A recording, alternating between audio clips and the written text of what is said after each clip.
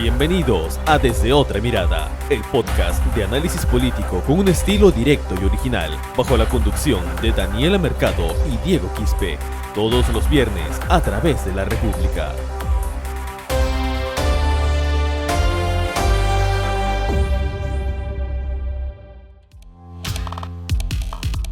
Hola a todos los que se conectan a su podcast Desde Otra Mirada. Los saluda Daniela Mercado y en este episodio 33 vamos a hablar de nuestra tan polémica coyuntura política y electoral, con la compañía de nuestro compañero Diego Quispe. Hola Diego.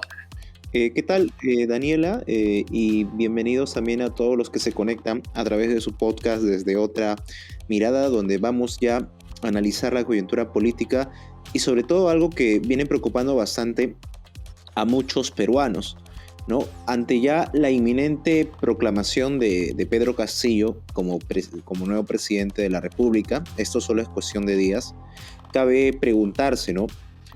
¿Cómo va a ser la transición de gobierno a gobierno? Sobre todo tomando en cuenta que quedan pocos días para el 28 de julio y que además es urgente sobre todo las transferencias de gestión o la transición de gestión en los sectores de salud y economía, que han sido los más golpeados por esta pandemia. Claro, Diego, como mencionas, ahora no solo se podría decir el principal problema es la incertidumbre que se está generando en la población por no tener un presidente, sino justamente el que qué efectos puedan ocasionar esto justamente. Y lo principal es eso, cuál es la gobernabilidad que se va a tener, quiénes van a ser los que van a dirigir esa gobernabilidad en este próximo quinquenio. Bueno, esto lo mencionamos, ¿por qué? Porque ya el Jurado Nacional de Elecciones culminó ayer lunes 12 de julio, de tener las firmas completas de las resoluciones, sobre los pedidos de nulidad, las apelaciones para pedir la nulidad que había presentado Fuerza Popular y publicar estas mismas en su plataforma web, es decir, ya lo publicó.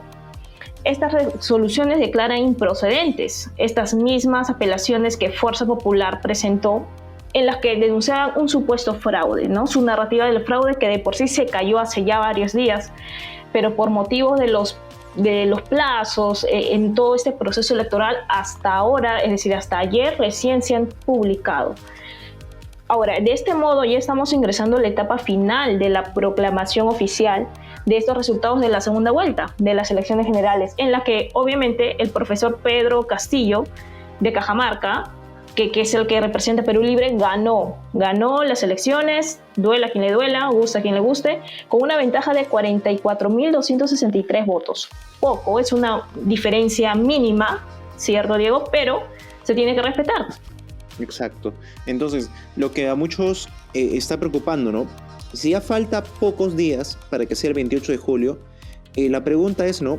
¿Esta proclamación va a venir de la mano con la anunciación, con que se haga de conocimiento público quiénes van a acompañar en un eventual gabinete a Pedro Castillo, ¿no? Ya solo es cuestión de días para que el Jurado Nacional de Elecciones proclame el resultado electoral, así Fuerza Popular apele, así vuelvan a recurrir a la OEA, así Daniel Córdoba vuelva a ir a la Fundación para la Libertad a hablar de fraude, así Keiko Fujimori siga haciendo marchas los días sábados. Es inminente la proclamación. Entonces, la cuestión acá es, ¿no? Si el 28 de julio va a jurar como nuevo presidente de la República Pedro Castillo, ¿quiénes son los nombres que lo van a acompañar? ¿Por qué es importante esto?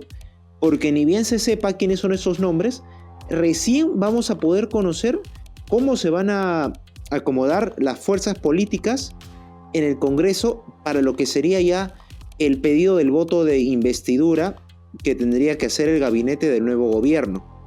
Y esto es muy importante, Daniela, porque mientras el gabinete de Pedro Castillo no reciba el voto de confianza del nuevo Congreso, todo el sector público, incluyendo el de salud que maneja la vacunación, va a estar sin cabeza.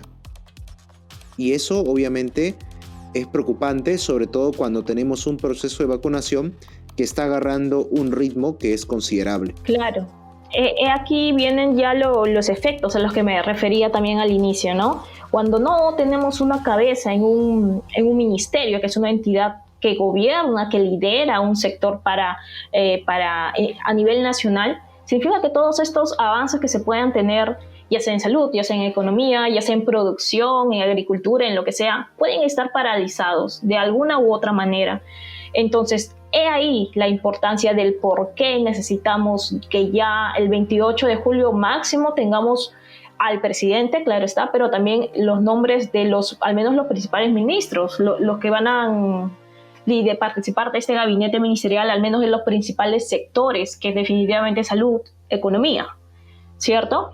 Ahora, exacto. ¿Por qué Pedro Castillo no comienza a anunciar algunos nombres, ¿no? Ahora, tengamos en cuenta que en las anteriores elecciones ni Ollanta ni Pedro Pablo Kuczynski esperaron a la oficialización de la proclamación como presidentes para ir soltando nombres, para ir dialogando, cocinando el gabinete, como así se le puede decir coloquialmente. Nosotros, como fuentes de la República, sabemos que ya se están dialogando nombres, pero a puertas cerradas. Hasta ahora, lamentablemente, Pedro Castillo no ha anunciado nada al respecto. Exacto. Un caso muy cercano es el de Pedro Pablo Kuczynski, ¿no? Él juró su proclamación fue el 28 de junio, un mes antes del 28 de julio. Pero para mediados de julio, Kuczynski ya decía quiénes iban a ser los integrantes de un eventual gabinete suyo.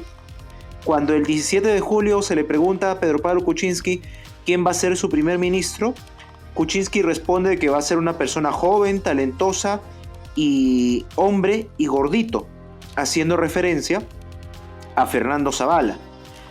Cuando fue el 28 de julio del 2016 y juró PPK como presidente, esa misma tarde asumió la presidencia del Consejo de Ministros Fernando Zavala, quien luego tuvo que conversar inclusive con Fuerza Popular, que tenía una mayoría abrumadora en el Congreso de entonces, para que pueda obtener el voto de la investidura. Entonces, ¿por qué es importante de que Pedro Castillo ya haga público, ¿no? ¿Quién al menos va a ser su primer ministro? Para que él tenga un vocero que pueda ya de una vez reunirse con las nuevas bancadas, porque él va a necesitar mínimo 67 votos para poder iniciar su gestión pública. Si es que no se le da el voto de confianza, ya sabemos qué crisis pueden pasar, ¿no? Esperemos que no se dé esta situación. Esperemos que realmente los diálogos que está teniendo Pedro Castillo ya dentro del local donde siempre se reúne con distintos políticos, ex altos funcionarios, también representantes de las bancadas del Congreso, porque también se ha reunido con representantes, por ejemplo, de Podemos Perú, de Alianza para el Progreso. Tenemos conocimiento que ha tenido conversaciones incluso también con un sector de Acción Popular, claro que es el sector más cercano a Mesías Guevara, ¿no? Que es como que, ahora, para hablar de Acción Popular tenemos que también poner un paréntesis de que este grupo partidario está prácticamente partido, o al menos así es la percepción que se tiene desde una mirada externa, ¿no? Manuel Merino y el grupo tal vez en el Congreso tiene otras prioridades a las que al parecer tendría Mesías Guevara y sus allegados. Entonces, Pedro Castillo, por lo que se sabe, ha conversado con este grupo de Mesías Guevara y también con otras agrupaciones políticas. Pero cabe resaltar también de que no es suficiente, por antecedentes nosotros lo sabemos, que Pedro Castillo como presidente electo se converse con ellos, dialogue con ellos, coincida también en una agenda común con ellos. Sí, es bueno, es importante, pero también es importante que lo haga quien sea el primer ministro.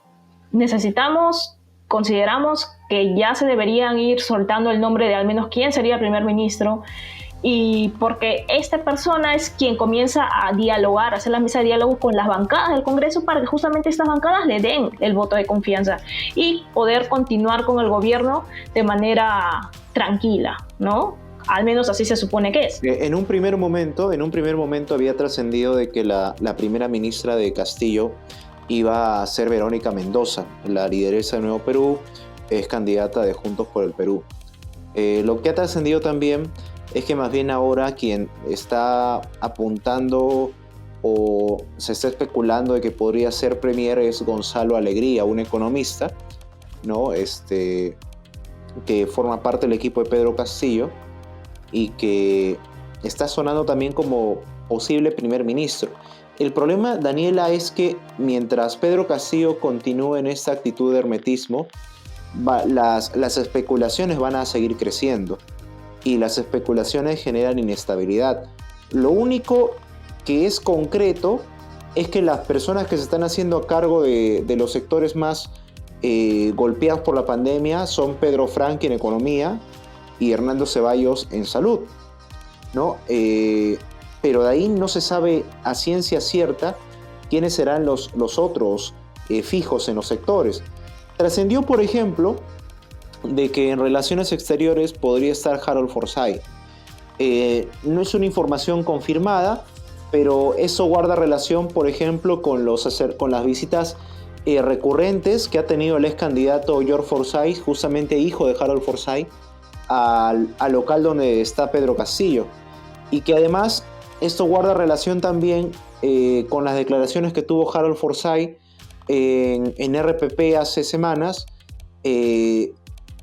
hablando con una postura a favor de que ya se proclamen los resultados y no adoptando una postura ultraconservadora y hasta reaccionaria como la han venido teniendo las personas del partido donde él en un determinado momento estuvo tentado a ser candidato, como es el Partido Popular Cristiano, ¿no?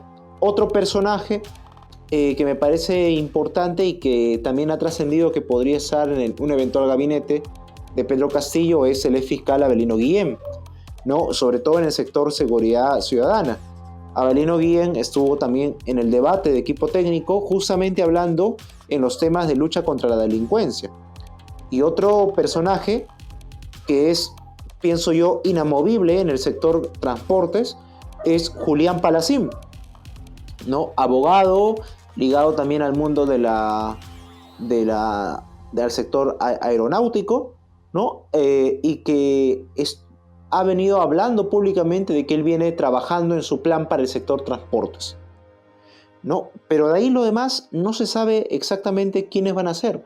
Se habló, por ejemplo, de Juan Cadillo para el Minedu, pero en la nota que hoy justamente publica La República, señala de que si bien hay ciertos trascendidos para el sector de educación, pero está también el hecho de que es importante la voz que vaya a tener ahí el sindicato magisterial de Pedro Castillo, que es la FENATEP, ¿no? Que está integrado por profesores que lo acompañaron a Castillo en la huelga del 2017, ¿no? Y que justamente buscan tener protagonismo en el sector educación.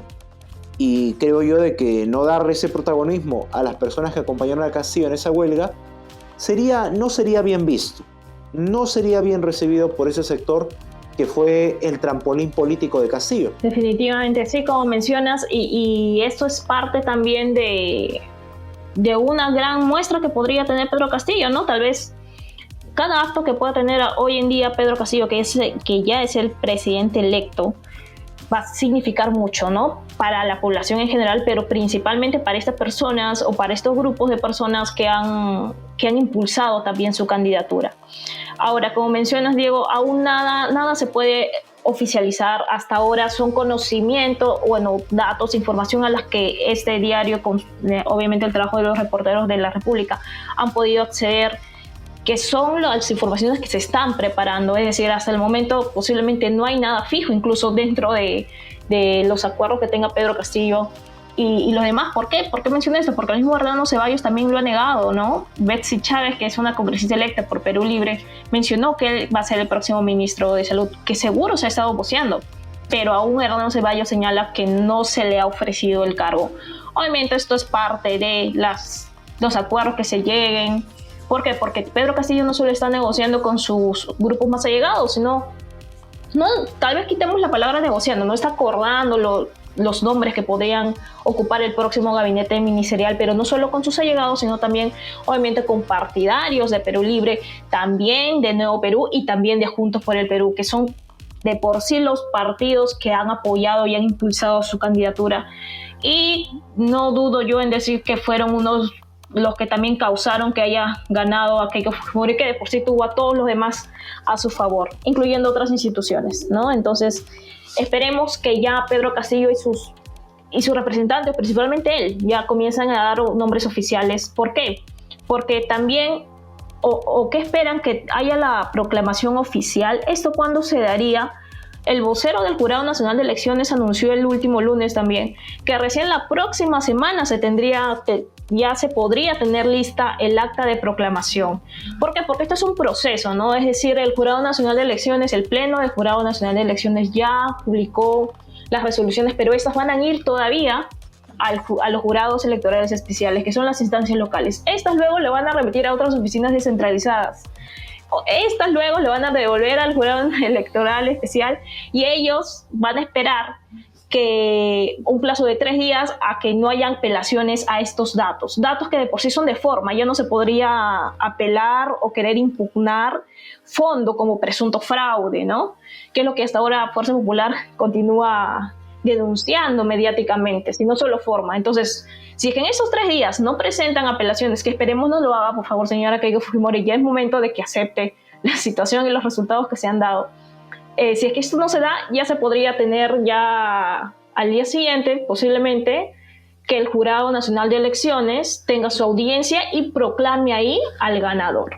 Por eso, con todos estos plazos que se tienen que ir esperando, esto sería a más tardar, según el vocero de la entidad electoral, la próxima semana.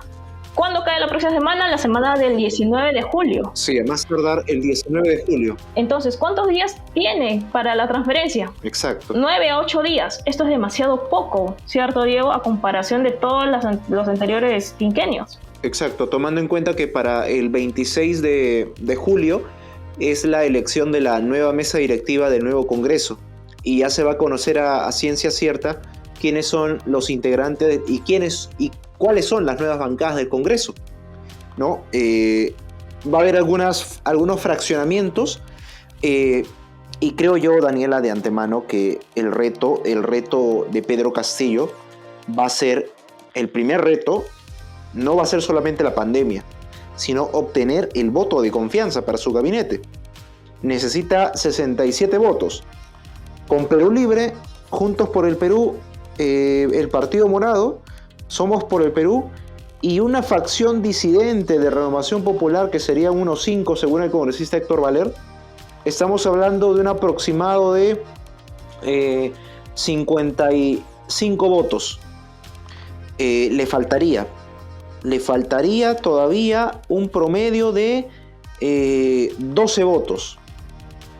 12 votos que podría conseguirlos de una facción de Alianza para el Progreso, de una facción de Podemos Perú o de una facción de Acción Popular o hasta inclusive de quizás de Avanza País, pero creo yo de que los partidos que van a ser ultra reaccionarios y muy tajantes en frenar que trabaje un nuevo gabinete Castillo van a ser Fuerza Popular, Renovación Popular, la facción de los Merino Burga en Acción Popular y sobre todo también los de la derecha extrema de Avanza País.